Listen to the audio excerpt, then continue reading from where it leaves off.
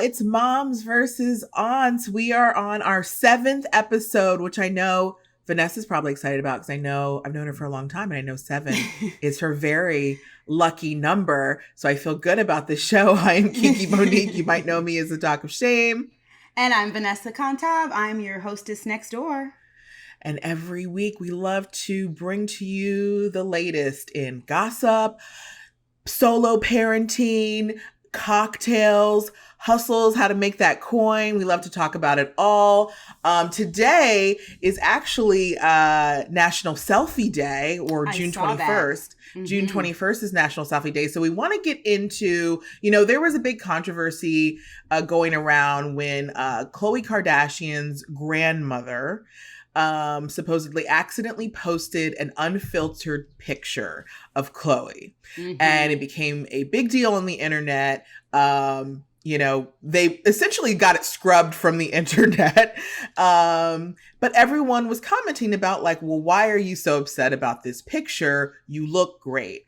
And I think that, National Selfie Day is a great day to reflect on just how much we look at pictures and how different we see ourselves in pictures versus reality. And sort of, I think that you were talking about something called the Zoom effect, which I know that you'll get into. So we're going to talk about that. Every week, of course, Vanessa brings to you the hustle of the week. We're going to talk about how you can make that extra change. And I'm always going to have the cool down to bring you some crazy story that you may not have heard of. But we do this all over happy hour with a cocktail that Vanessa has prepared for us. And what is our cocktail of the week, Vanessa? First of all, can I just say that this episode comes out on June 21st. This is our 7th episode. My son turns 7 years old on June 21st. And 7 is my lucky number. I was born on the 7th. Of October, but I just feel kind of like all sorts of good energy about today. So I'm just hoping everybody has a wonderful day because June 21st is a wonderful day. But yeah, so last week we were talking about the Boulevardier, and I don't know, we just also touched a little bit on, I think that was last week, we touched on the Pimm's Cup, and I was like, we loved that drink, and then it made me want to go back and make that drink again because we talked about it, and then I was like, oh, now I really want to have this drink. So if no one's ever had one, this is such a little treat. So the Pimm's Cup is actually, England considers it their official summer drink. It's the kickoff to summer. You start drinking your Pimm's Cup. I'll tell you what's in it. First of all, it's made with Pimm's. People are like, what's Pimm's? And it's its own thing. So there's no, there's, how there's several different kinds of vodka or whatever. It is a liqueur that is its own liqueur. If you want, I can tell you the history of Pimm's, if you feel like it. But so this drink, it's made with a liqueur, so it's not that boozy because it doesn't have a lot of different things in it. It has a lot of garnish, a lot of fruit garnish. You want to grab an English cucumber. They're just great because they're seedless, you can eat the whole thing. And the skin is really thin. So start with an English cucumber. Cut a couple spears that are about 3 to 4 inches long, depending on how tall the glass you're using. And then you're going to use 6 ounces of Pimm's. It's called Pimm's number 1. Juice of half a lemon, 2 to 3 strawberries, just cut them in half. You want either orange slices or lemon slices. I like ginger beer instead of ginger ale because it has a little more bite to it. And then a mint sprig. So what you want to do is you want to cut a few of little bit of the cucumber, not in a spear. Just put it down into your cocktail glass and muddle that, right? And then you're going to add the Pimm's. You're going to add the juice of the lemon. You're going to shake that up. And then you're going to strain it and pour it in another tall glass that is already filled with ice. So you have your ice for shaking and your ice that's in the glass. You can use even a Pilsner glass if you just want to say, F it, and let's just go ahead and double this recipe because we're going to drink this whole thing so fast anyway. Strain it in to there, but you also want to have all these garnishes. So you can go ahead when you put the ice, you can put the strawberries down in there, you can put the mint down in there, the orange slices you can put in the glass. You strain everything into the glass and then you top the rest of it with the ginger beer. And it is just like so refreshing. You want to drink. You can drink 2 or 3 or 4 or 5 of these. They're not boozy. No, they're not boozy at all. And they're refreshing and delicious. And I think that's why, they're the perfect poolside drink. Yeah. Yes. It's like you're not going to get, too toasty and you're refreshed. It's so good. And there's actually a drink called the Pimm's Royal Cup. And that's just Pimm's with champagne. So try that too. I like just about anything with champagne. So you can try that too if you have a bottle of Pimm's. Do they do any version? Because it feels like a drink that really lends itself to gin. Is there a version of Pimm's where you could add a little bit of gin if you wanted to make it a little boozier? Absolutely. And as a matter of fact, you're like a foil for me. I love it. So Pimm's number 1 is actually a gin-based liqueur. So it does play very nicely with gin because at the base of it, it's a gin-based liqueur. The guy who started it started making this one. This is why it's called Pimm's number 1. There was a time when there was Pimm's number 2, 3, 4, 5, and 6 that were based on other spirits. But this is the one that stuck. That became famous. Became famous and tasted. He was feeling himself because this one became famous, and then he was like, "Ooh, let me make a whole bunch of other ones." And then everyone was like, pump the brakes. Just the number stay 1 in your lane. Stay in your lane. And anyway, so Pimm's number 1 is the one that survived. But yeah, he invented this in 1823. A guy named James Pimm. He was an oyster bar owner, but this drink is, I know this, and he started serving it in his oyster bar, but this drink is very popular. If you want to know the flavor profile, because people are like, but what is it? It is made with like botanicals, and it has a little bit of bitter, but not bitter like Campari or Aperol. It's not bitter like that. It's definitely, if you have like an aversion to those other ones, it's not like that, but it's sort of like a sweet, spicy, gin-based liqueur. I urge you to try it. It is delicious, and that is what we're having today. Love it. I love Pimm's Cup. I love everything about your 7/7/21/7 happening. I'm feeling good, and I'm excited about our talk about selfies because we spend a lot of time. You were actually one of the first people to introduce me to a filter in my phone. Like it was back in the day, so it wasn't like the best, whatever app you were using at the time. Because I actually looked at the picture the other day. I'll send it to you because I look like I just have Vaseline over the camera.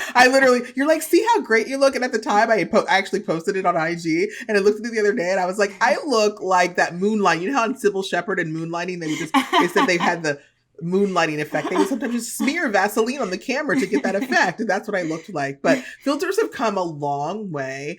And just in general, like what we're seeing online, the Kardashians are obviously the easiest ones to point out because they've created this look that like so many girls essentially have modeled themselves after. And so we want to talk about that. I mean, selfie culture has changed the way we see ourselves. And, I know, you were very open about the fact that, you even had, surgery, but that really had nothing to do with, what you were seeing online. It was more how you were feeling about yourself. Yeah. But I think a lot of people do get surgeries because of what they see, right? Yeah, totally. And I mean, think about like how much we just see our own mug, like way more than we ever did. When we were kids, you had to literally be like either, I don't know, walking in front of a storefront and catch your reflection, or you saw your face when you went to the bathroom. I mean, we didn't look at ourselves that much, you know what I mean? Well, you didn't. Like, I'm a Sagittarius. I felt like I looked at myself all the time. I'm one of those people that would catch my all the time. I was like, who that? Cute. Who that? Oh, hey girl. But when it came to like taking pictures, we only had disposable cameras Yeah. or like cameras that had to be developed. So we definitely had a long turnaround time before we could see ourselves in pictures for sure. Shout out the 1 hour photo developing places. Oh my God. Was there like every week. But yeah, so we weren't allowed to fix if the picture sucked, they sucked, you know. Yeah, it's just a different time, you know. So now I think like I can't imagine, you know, everybody just gets to see themselves all the time. So you can really start to obsess about what you look like. And then you have all these images that you're seeing online. And so, yeah, it's really crazy. I can't remember when the time came because, you know, like we said, we would take pictures with disposable cameras for the longest. And I'm trying to remember at what point I turned into that person that someone would take a picture now with their phone and I'd be like, let me see that. Right? Because we never had that ability before. Now people do that all the time. Like, let me see it. I need to see before you post it. And I know I have become that person. But I don't know when that happened. And just like that, like, well, change. there was also a time I remember because, my brother, he's like a total like gadget guy. So before we had cameras on our phone, like, so before when it was like the Razor phone was the hot shit, like you had a separate digital camera. And, I remember him having, do you remember the Canon Elf? It was like really small. It was like the size of a wallet and you could like put it in your pocket, carry it around with you. And you took digital pictures and then you got home and you uploaded them to your computer. We also used to share like an entire Facebook album of like the night. Like you would literally upload like all 20 pictures. Like we went out tonight. Don't nobody care about all the whole play by play. Like we were so like excited to show so many pictures. Now, like maybe I don't know. I don't need to post every time I go somewhere. And if I do, it's like the one thing. I'm not really too big on food pictures, but yeah, I mean, it came very gradually and then it was just like all consuming, I felt like. Yeah. I don't know. And like what's funny about the camera thing, I was like, there was a story the other day about Phaedra Parks from Real Housewives of Atlanta, how she had gotten her camera stolen out of her car. And she was like making a plea, like, somebody please return it. It has, pictures on it, from my son's graduation. Her son is like in elementary school. So I think it was like an elementary school graduation.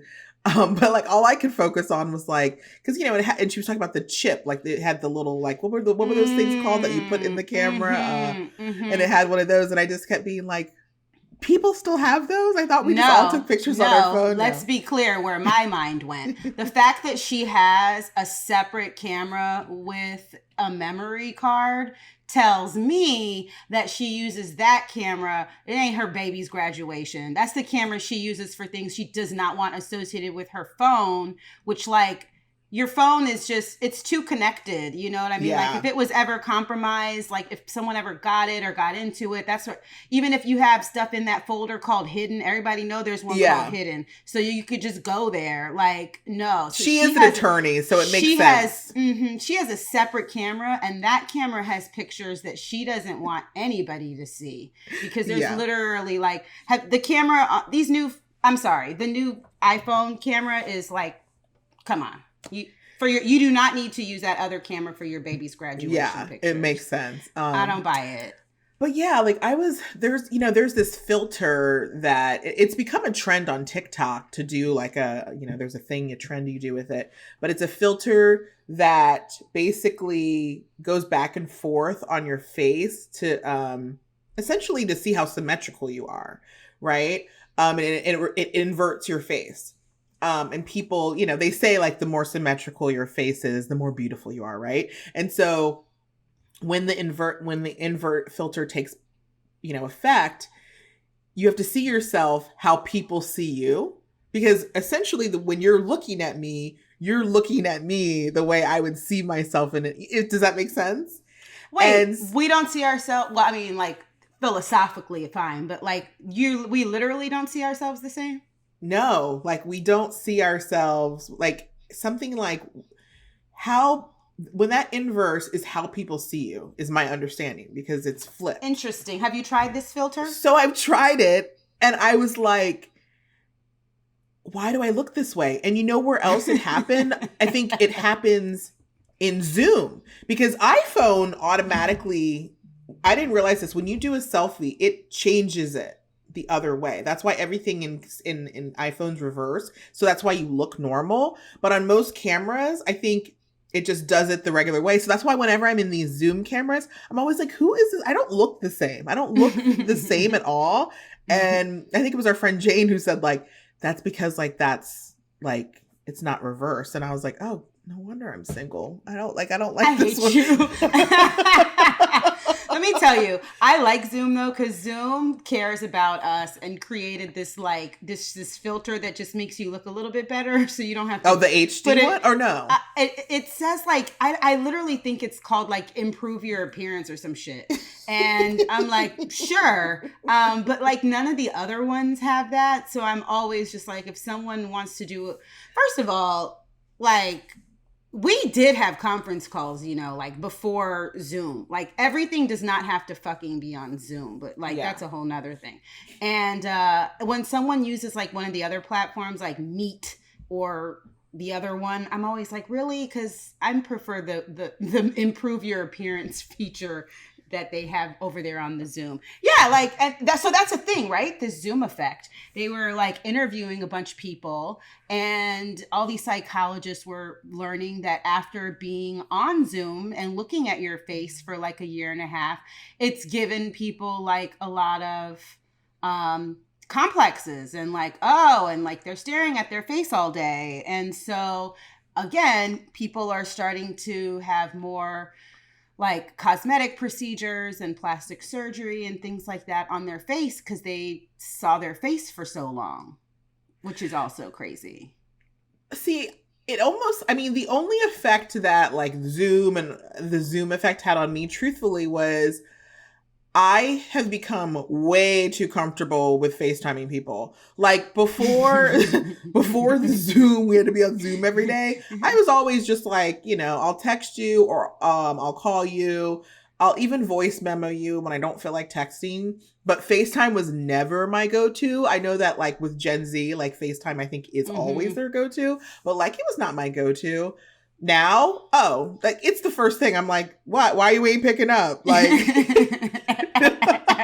and I'll pick up when I'll be like in the bathroom and I'll still pick up. I'll be like, hey, like no shame. Because I'm just so comfortable with like seeing in people's houses now, people seeing in my houses. Like, you know, it's, I think it had a positive effect on me personally. Yeah, I mean, it's just annoying because like for me, it's not even about my appearance. It's more about like, I tend to be doing 2 or 3 things at once. And if you can see me, then now I can't multitask you, which is also rude. And I hate when people do it to me. But the truth is like, I could totally be on a call and like also unloading the dishwasher. But if you can see me, I feel like I have to sit there and like be like 100% focused, which is, you know, I guess better, but I prefer to just pop my AirPods in and be doing other things while I'm talking to you.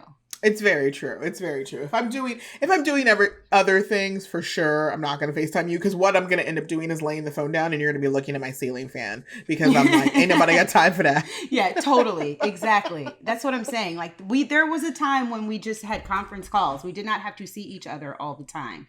But I mean, I don't know. Do you feel like any kind of way about like all of these, I don't know, we're seeing all of these different images, like everyone's kind of starting to get a similar look of like a plastic surgery. When I look at like women in television or, you know, celebrities or whatever, it's all kind of starting to blend together to me. I don't know, maybe that's just me. There's like a specific look that I feel like everybody's going for.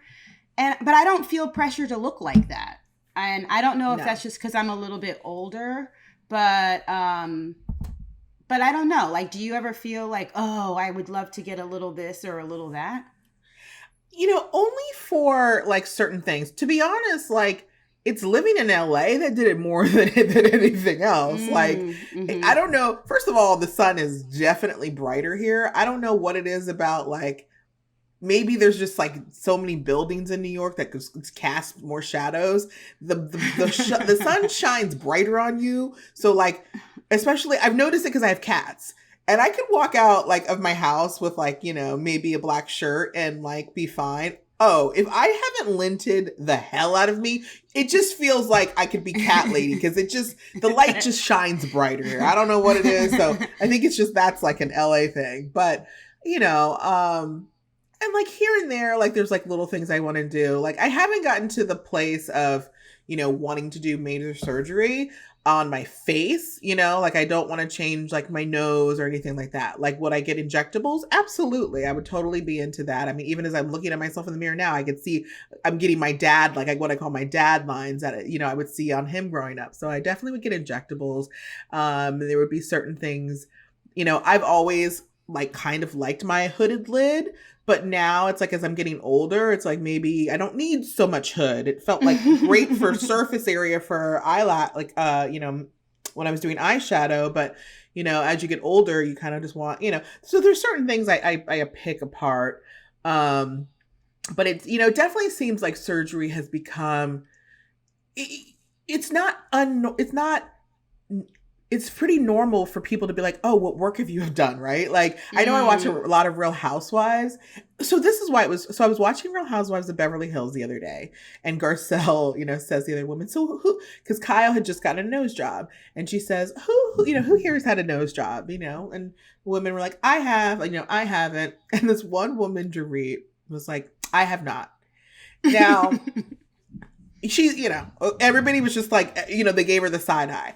Anyways, the past week was spent basically finding every photo of her from high school and putting it next to her, which is like, already just like, but I also was really surprised. Like, if you have had a nose job, right? Like, it just seems so natural, or not natural, but normal for people to talk about it. Nobody's embarrassed about like surgery anymore. Most people, especially if you're on TV. I was surprised that, she didn't admit to it because it's based on the pictures I saw. She definitely looked like she had a nose job. Yeah, I don't think it's like back in the day when people used to try to be really coy and people wanted work that was very like just as subtle as possible. You almost wanted to like make it just seem like you didn't have work. Like good work was work that looked like you didn't have work done. But now I think it's totally different. I think people see it as a sign of like almost affluence and access, just the ability to be able to do that. People are definitely flaunting their especially their body work, because like nobody legit has like like that's just like those little teeny tiny waists, and like the BBL surgeries and things like that are so unnatural that like it's fine. Everybody knows that you had that done. I was looking at Instagram, and there was like a whole bunch of like talk around. Do you remember that star, the singer, R&B singer girl named K Michelle? Yes. I'll never forget her because she dated Idris Elba, and I'm like, wow. Good for you, girl. Like, I don't care what they say about her. She dated Idris Elba, so she wins just for that. But so she had a lot of work done, and she looks really pretty. It's fine. It's just that she doesn't look at anything at all like she looked before. So I saw her, she was upset. I guess she was getting a lot of shade, and she was just like, why won't everybody leave me alone? And yes, I had this done. And I'm like, I don't think anybody is like mad at you. No one thinks like she didn't have botched surgery. She just literally looks like a completely different person now than when we were introduced to her. And if that's what she wants, that's fine. Like, that's her prerogative.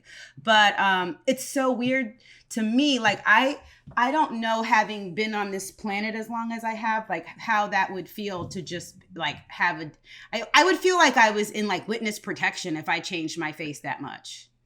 Yeah, I mean, I need to go look at her new face. I just wanted to clarify. She did have botched surgery, not on her face though. She did have botched, I think, a butt job surgery or one of those BBL. So she did actually, because that was why And that was why she's been under the knife so much, because she had to fix Oh. it. But the face, I don't think had anything to do with it. I don't know if I've seen her latest Mm-hmm. pictures. I mean, I know she looked way different than what I remember her from, like, even Love and Hip Hop. And by then she had also, I think, already had some work done. Yeah, take a look. I mean, she again, pretty girl. Like it's not like she's looks great. She Who just is looks that? Who yeah, is she just that? looks totally Who different. is that girl? I know. It's very different. I don't even know who I that had to girl do is. like a triple take. I was like, "What?" Okay, and I'm sorry. Did she do skin bleaching? Because she also looks like a completely different tone. I'm just saying. It's all different. So yeah, I have no There's so many idea. things. I don't There's know so who many that girl things. is. There's so many things. But I was and then I was watching like a documentary the other day about teenage girls who are going and having plastic surgeries at like, you know, a record rate, which really made me sad because like this one surgeon was saying how like they come into his office and they show him almost all the time, the young ones show like a photo from Instagram and they're like, this is what I want to look like. And I'm like, ugh. Not to mention, you have to get consent. If you're under 18, like your parents have to get consent. And the only people I knew who had surgery when they were that young were girls who were getting breast reductions because they were developing really, really, really, really quickly. And they were like 15 and they were wearing like, you know, like a F size or a triple D or something. Yeah, like on them, Punky Brewster. you know? Yeah. Right. Like exactly. And I have a friend too, but like, yeah, I knew people who were doing that, but really I don't remember anybody getting like plastic surgery, like for real. No. That's just crazy to me. And then to me also, your face is still kind of changing when you're 15, 16. You're not even finished cooking yet, kids. Yeah. So why would you alter your face when your face isn't even finished doing whatever your face is going to do? I don't know. It's just bizarre. It's just bizarre to me. So I don't know. I think everybody's like a little bit crazy. It makes me sad when I think about like kids doing it and that their parents are like letting them do it. I feel like we have it because how we grew up and what was going on in the 80s and 90s versus now, we can sort of see it both ways. We have that perspective, so we can have like a healthier view of it. But if you just are growing up now, I mean, this is all you know. It's just looking at yourself all the time. Yeah, and like, you know, did you watch that New York Times presents? It was based on the influencer houses that are happening. You know, you see them on TikTok. It's in my queue. Was it good? Okay. It's watchable. It was not my favorite. Because I personally don't think that they actually focused on the things they should have been focusing on this particular house. But it just, what resonates with me is just that a lot of this generation, it's like that to them is success. The path to success is becoming an internet, TikTok, viral sensation and making money that way, and the only way to do that is to look like the people who are doing that. And so they're just overly conscious of like, I need to look this way. And I guess their parents, I guess, are willing to sign off on it because they see the brand deals like people like, you know, Charlie and Dixie D'Amelio and Addison Rae are getting. So it's kind of like, well, if you can make us millionaires, what do we need to do to get you there? I mean, I am always thinking about like Lori Loughlin's daughter, who was making all of this money as an Instagram influencer and really had no desire to go to college. You know what I mean? Like she was just like, I want to keep doing this. And her parents were like, no, you need to go to college. And she was in this back and forth with them about it. Because there's so many kids now who don't see the value in college, especially she was already running a successful page at that age. And they wanted her to go to college so bad. I mean, they cheated her in. And I'm sure she was like, really, guys? Yeah. Like, after all that, I told you. Are you fucking kidding me? I told you I didn't even want to go. And now look, now you just ruined my life. Thanks a lot, Mom. But yeah, I mean, there's a lot of, one of my very good friends that we went to school with, she has 3 daughters, and Two of them are twins, and then the other one is just like a year behind. So it's like they're all in high school, getting ready to graduate or almost graduate. And one of them is signed with a modeling agency here in New York. One of them doesn't want to go to college, and only one of them does want to go to college. But it's just interesting because, yeah, this is what they see as a path to success. It's just, yeah, you have to have, a lot of followers. You want that coveted blue check. You want all of those things to them mean success, or at least a path to income or whatever. And that's just like complete night and day from like study hard and go to school and you'll get a job. Well, we asked some of you how social media has affected the way you see yourself, and this is what you had to say.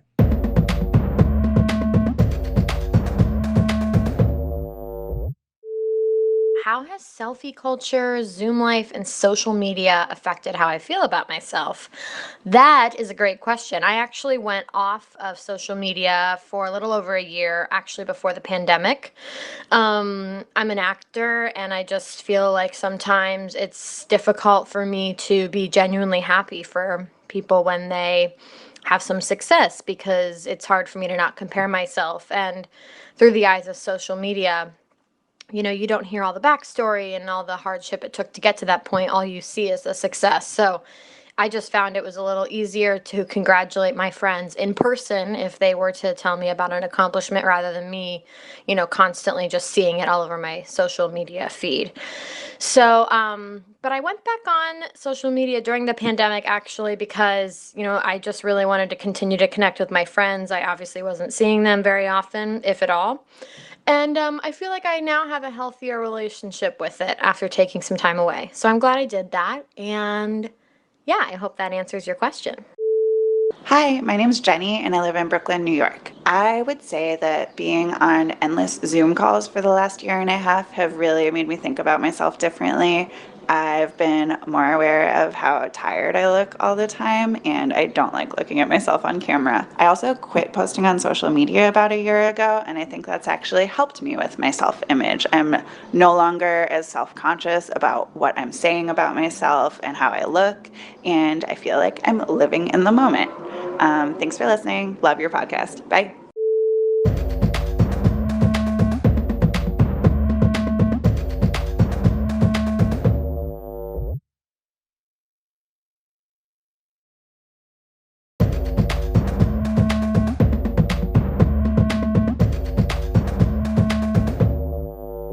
Well, if we're not going to become social media stars, then we need to find other ways to make money. So, Vanessa, you got our hustle of the week. How can we make some extra dough? All right. So this week, I wanted to talk a little bit about how once you have a little bit of money, right? You got some money. How can you make that money work for you?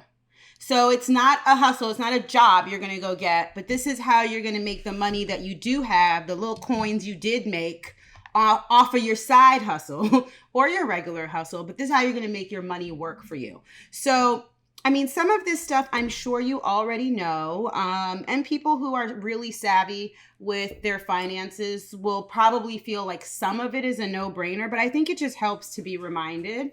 And maybe some of this is new for some of you guys. I know I didn't really come around to like understanding anything probably until about, 8 or 10 years ago, and I still have like so much to learn. So the first thing is like the super obvious, what your mama taught you when you were a kid is a savings account. Just have a savings account. Savings accounts don't usually net too much as far as interest, but there is such a thing as a high yield savings account. So you can put your money into a high yield savings account and you can see better returns. And then the most important thing is just to like take the money that as soon as you get money, whatever you've decided, like if it's 5%, if you get your paycheck, whatever you've decided, like that goes in first. If you can make it happen automatically, even better. That way you just never even get tempted to spend it. So savings account. And also just choose your bank wisely, right? Like our really good friend Georgia years ago jumped on like some of the online banks because they don't have to pay rent. So they don't, so they tend to charge like very little fees, if any at all. They tend to be the ones that have these higher yield savings accounts that you can use, and community banks as well. So I became really familiar with community banks in the last year. For my catering business, there was all of these preferences for local and community banks, particularly in minority areas. I live in Bed-Stuy. So I got into like researching some of these like older Black owned banks, which they're just, first of all, it's just nice to go into a branch and like, you feel kind of old school every once in a while because there's someone there who knows your name and they actually care about you and care about your business. It doesn't feel as transactional if that's what you're looking for. But again, they tend to have like less fees. So choose your bank wisely. And also with the online banks too, because I use an online bank for the business banking, because they don't have locations. If you do go to an ATM, they always return, most of them will return your ATM fees. You don't have to worry about going to an ATM getting charged $5. Yes. Very good point. Yes, very good point. And they're usually they set you up with like, they encourage you to have those savings accounts attached to them as well, which if you connect your savings account to your checking account, in the rare case that like, let's say you had an overdraft, they would pull from your savings account rather than charge you those hefty $40 overdraft fees, which are brutal. I mean, you literally overdrafted your account $5 and now it's $45. You're like, what the fuck? So yeah, those are great. If you work if you have like an employer, the 401k is like a no-brainer. I don't know how many more times someone has to tell you, if you are not participating in your company's 401k plan, what are you doing? Particularly if they offer match however much they do the match. If they match 5%, do the whole thing. If they match 10%, try to figure out a way to do the whole thing. They are matching. It's free money. Like, do the 401k. I left corporate America 20 years ago. So when I did, I left the 401k system behind. Boo-hoo. But if you are self-employed, you should look very much into a Roth IRA. Roth IRA is also a retirement that you can contribute to. The dope thing is that you're contributing your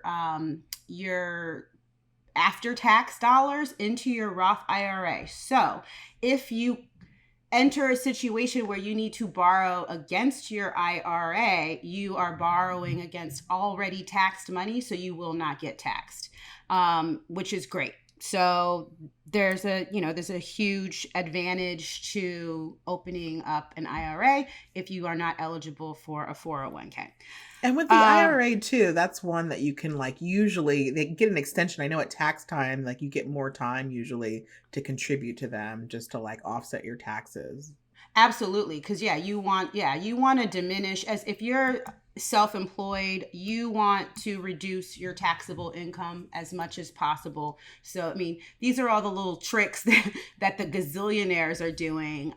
Even if you don't make a ton of money, you should still be taking advantage of all of these rules. You wonder why, the rich people don't pay taxes. Well, because they're taking advantage of every single program and opportunity and tax break that they can. And loophole. And loopholes. So this isn't even a loophole. This is like anybody Yeah, this can is do like this. straight, this is above board. This is like super straightforward. I will not go into this because I do not want to get like in trouble, but if you can, I would try to invest. Okay. So you need to learn, talk to a financial advisor. Investments are risky. This is dealing with, the stock market. It fluctuates. So you want to like be really smart about what you're doing, with all these different index funds and mutual funds. I got really kind of curious about it. I'm still a little risk averse when it comes to like money stuff. I get nervous. So lately I've spent the last few months, I have TD Bank offers a kind of account where you can invest in the stock market, but not for real. It's called using paper money, and you can play around like all day. You can like see like if you thought this, put money into this stock or that, so you can watch it and you can play around with that, and you can take like classes and watch tutorials and all kinds of stuff and just kind of be practicing. And then eventually, if you feel so inclined, it's a real account that you open with them. You don't get charged or anything, but it is a real financial account. At some point, you can switch over and start to actually invest. And they do allow you to invest over how much money at a certain point. I think once you get to $2,000, you can invest more than you even have in there. You could literally invest like $8,000 and hopefully, but again, these are investments. So be careful. I am not recommending any particular stocks or doing anything like that. Robinhood, which you've heard of, they were like huge behind that Reddit thread, all those kids who did the run up on GameStop a couple months back. Robinhood is also a great one for just easy to open an account and start investing. But they have like a podcast called Snacks Daily. They have tutorials. They have stuff on there if you're just trying to like learn. And that's where I am. I don't know anything about it. It scares the shit out of me. I see people like doing crypto and all this stuff, and I'm like, I'm so scared. I don't know what to do. So, so I'm just kind of trying to learn. Okay. Paying your credit card debt is like also a no-brainer, but one that I feel like I need to repeat because don't keep a huge balance. Definitely pay down your high interest cards. Make sure you pay on time. Pay the full balance when you can. A few years ago, I was like going to buy a new car, and I realized that as a business owner, it's smarter for me to lease my car because, again, tax write-offs and things. And they were like, you don't qualify. And my feelings were so hurt. I was like, what? They were like, yeah, your credit score is not high enough. And I was like, fuck. I was so like embarrassed at myself. So I ended up having to like finance a car, which is not the, I was just really annoyed. I had a good relationship with my credit union, so it was fine. It wasn't a crazy high interest on a car loan, but I really thought leasing was a better move for me for my business. And so I said right then and there, I was like, I need to get my score up. And so it took me like a year, but my score went from 680 to 780. So I raised it 100 points. And a lot of that had to do with your credit card debt. If you go on Credit Karma, this is like my very favorite site. You can track your credit. They have, there's 3 credit reporting agencies, Experian, TransUnion, and Equifax. And so TransUnion and Equifax have a relationship with Credit Karma. So you can see your score, and they just updated it. You can see your score up to the day now. Like it used to be like every month it would change, but now up to the day you can see your score. I hope they've updated, because I mean the memes were not lost on me for the people who were like, goes to Credit Karma, credit score 800, goes to the car dealership 580. Because Credit Karma, everyone was using that. So, you can also get like, a free credit report directly from the credit agencies once a year, like, or you can go to freecreditreport.com. And so I started doing that just to like cross-reference. I think that's good too. I think that's a real good move to do that once a year. But Credit Karma definitely has their shit together. And one of the features I like on their site is a credit stimulator. So it tells you, like, if you paid off, like, let's say you had $5,000 of credit card debt. If you paid it down to $4,000, how would that affect your score? Like, it tells you the things that you could do and how that's going to get your score up. So, yeah, I mean, guys, we all know this already. Your credit score determines the rates that you get and what you qualify for and all that sort of stuff. So, like, take care of your credit. And then, of course, if you do have a credit card, we talked about this last week, make sure you have a good rewards card. If you're going to use it to spend money, let it pay you back in some kind of a way. Again, another no-brainer worth saying, keep a budget.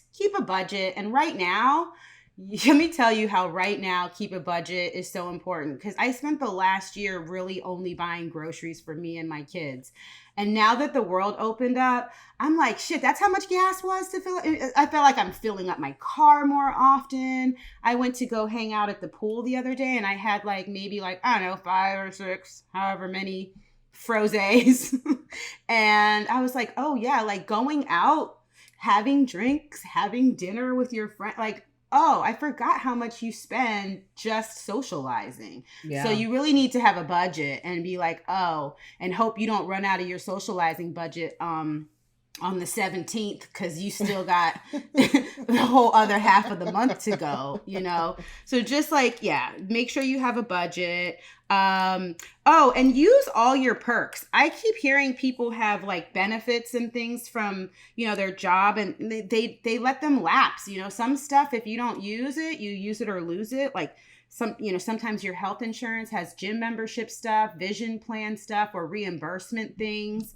I know with vision plans, there's certain companies that, like Warby Parker, that make it really, really easy for you to go on their site. If you're ordering eyeglasses, they link to a lot of the different insurance plans, and you can type your stuff right into their website, and they process, your payments and everything right away. They take care of getting it from the insurance company. So again, health insurance, and this could be, whether you have your own personal health insurance. I mean, it was when I had a company, but I want to look into my own personal health insurance.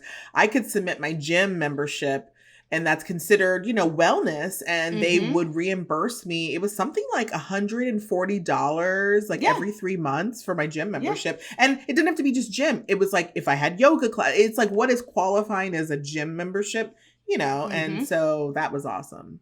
Yeah, no, completely. There's also, I know that a lot of folks are familiar with the flexible spending accounts, but there's also the health savings accounts. So your FSA is one that if you don't use, you lose it. And your HSA, again, if you don't work for a company, if you're self-employed, you can still open up an HSA on your own. And this is another way for you to set aside money pre-tax, which lowers your taxable rate, can set aside money and put it in this almost like a savings account that you can use for anything that's not covered by regular health insurance. So you want to go get those fillers, that's not covered by regular health insurance, but you can use funds usually from an HSA account for things like that. So you can because can we just talk about how expensive those are? I asked my dermatologist the other day, I said, how much is it to get those things? And she blew my mind. She was like, well, fillers are this and Botox is this. And I was like, I guess I won't be getting any of that shit. I had no This is why I have my dad wrinkles still, because I was not ready to incorporate that in the budget yet. Oh my God. I had no idea. She said, it's literally if you go the first time, you're not getting out under $2,000. You're just not. Yeah, no. And most people are spending upwards of $3,000. And I was like, if you want to do both, Botox and fill. And I said, holy shit, that's crazy. Yeah. That is so expensive. But you could put money pre-tax into this HSA account, and it does roll over from year to year. So you always have access to it. And again, if you're a small business owner, you own your own shit, you want to do that because it lowers your taxable rate. Your taxable income. So that's also a good one. And then of course, if you're a student, check out whatever student perks you have. If you have AAA, there's a lot of places you have things that you didn't realize are part of your membership or your insurance. I think that a lot of people also sleep on the perks that you get through your phone companies. So like I'm like Mike Jones. I got two phones. So I have AT&T and I have a second phone on T-Mobile because wouldn't make sense to have two phones on the same service. The whole point is to be like diversifying my cellular data. But with AT&T, I mean, this was back before the lockdown, but I think it was like every Tuesday you could get a free movie ticket for like you and your friend, or it was like you buy a ticket. It was like a free movie ticket and you could go, and it was like, why are we not using this? We could be seeing movies all the time. And so that was just something. I didn't know that. Yeah. And so like AT&T has like certain perks, and T-Mobile has these things. Oh, it's Tuesday on T-Mobile Tuesdays. They have different things that you can get. So one of the things I signed up was like fuel rewards. So on T-Mobile Tuesdays, I can get up to like, depending, it's like 5 cents to 15 cents off per gallon, right? And it's like, hey, that makes a difference when you're paying $4 a gallon. Especially if you're filling it all the way up. Because I'm one of those people who like, I wait for it to go all the way and then I fill it all the way up. Like, not my dad. My dad fills up at half. I'm like, we still got so much more to go. Yeah. But yeah, that's good. And they have, and it's like different. And so there's something, I always check it now because every week they have ones that are ongoing, like the fuel rewards is ongoing, but then they have ones that pop up like, hey, today you can get this, on, T-Mobile Tuesdays, just download your code. And I'm like, yeah. I love that. And that just reminds me, I think anything that you basically as a consumer have a choice in who you select, there's probably perks involved. My brother emailed me the other day. I'm probably the only other person he knows that that lives in New York. And he's like, where did you get your tires from? And I was like, I use my Costco membership. They have a tire center out in like Queens. And he was like, done, meanwhile, they have tons of other things that you get. If you have a membership to one of those big box stores, they do way more than just give you, the giantest pack of toilet paper. There's lots of other perks. So anyways, check your memberships, see all the fine print. And now you got me. I'm about to go on AT&T and see what they given me. And then the last thing is, I just am a huge proponent of working with a tax accountant if you can find one. H&R Block and all those TurboTax things are great, but you will reach a point in your life when you would like to consult a professional whose job it is to review the tax code every single year and make sure that you're getting all of your credits or student loan this, or if you have children or whatever it is. To me, it outweighs, if I was doing it by myself, I would owe the government like $1 zillion. I'd rather pay my accountant to do it for me. So that's it. That's the hustle of the week. I love it. Well, I'm really excited to share the story with you coming up. So stick around for the cool down.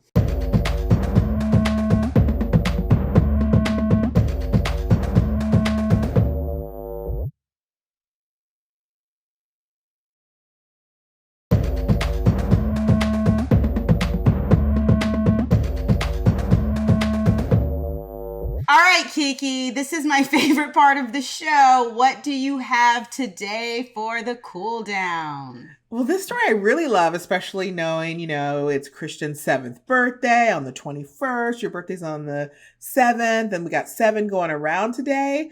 There was a story that came out that said 1 in 5 Americans would consider planning a pregnancy around what astrological sign they would like their child to be.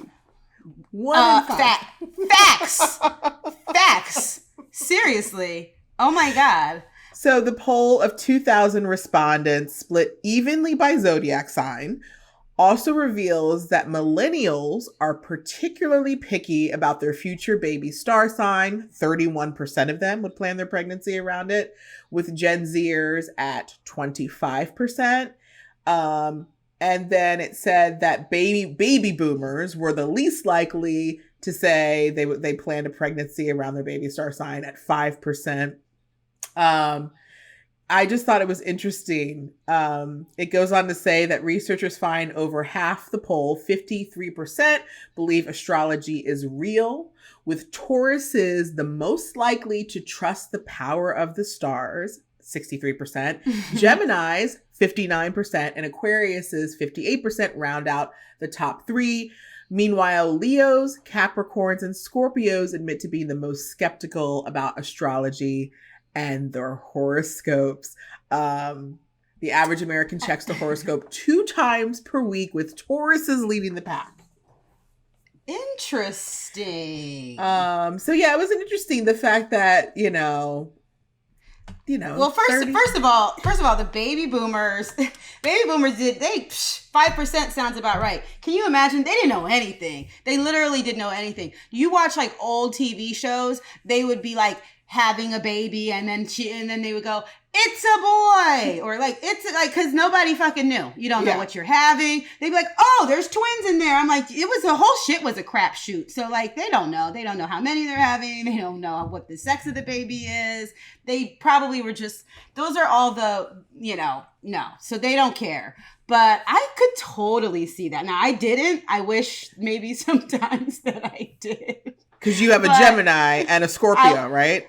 I have a cusp baby who is Gemini Cancer, but anybody who's ever met him knows that he is all the way Cancer. He might be the most emotional person I've ever met in my entire existence. Like, It is just so much.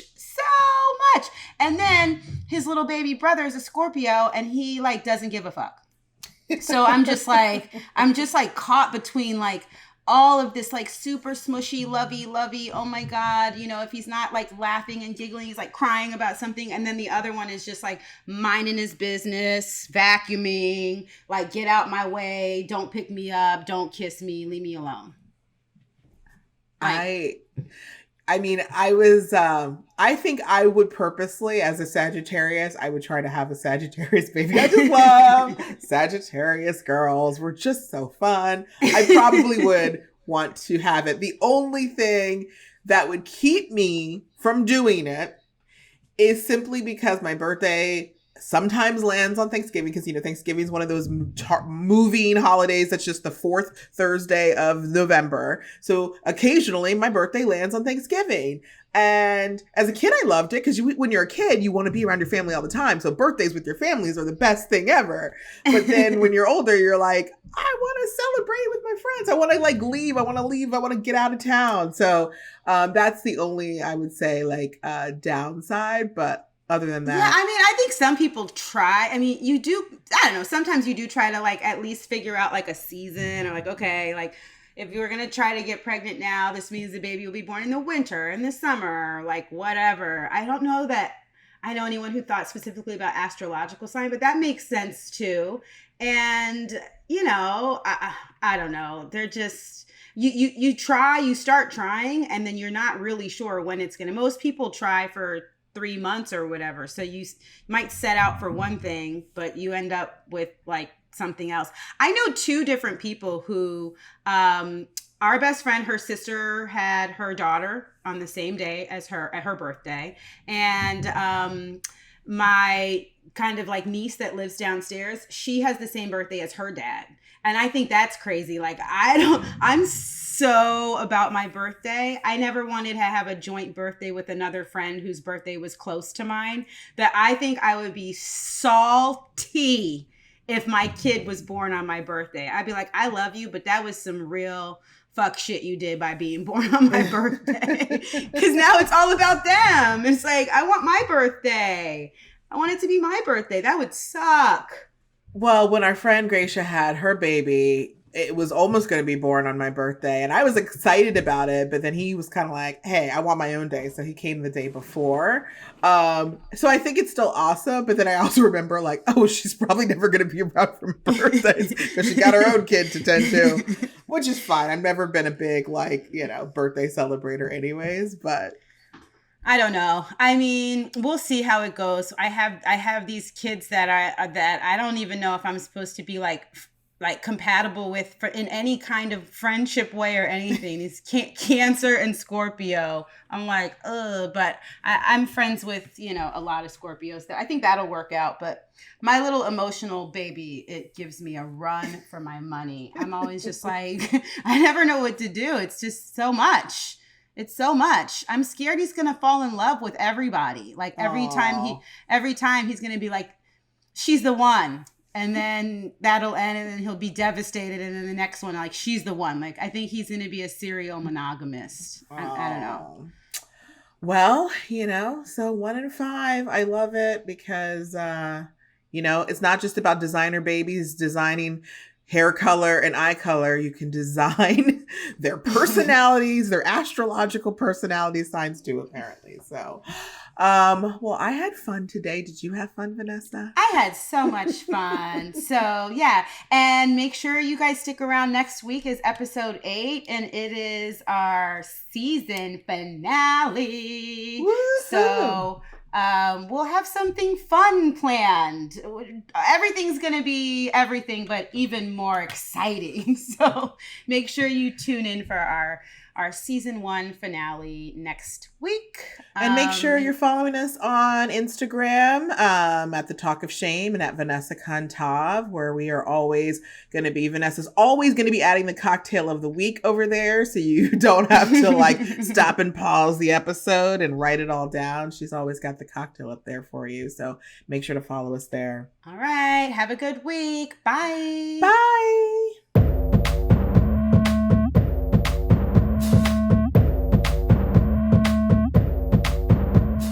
Moms vs. Aunts is brought to you by CafeMom. Our theme music is composed by Coney Island Music. We want to hear from you. To give us your comments, leave us a voicemail at 929-265-0277, and we might include them in the show. You can also reach us by email at momsvaunts@gmail.com. Remember to rate, review, and follow Moms vs. Aunts wherever you get your podcasts. And for more parenting stories, real talk, and entertainment news, go to cafemom.com.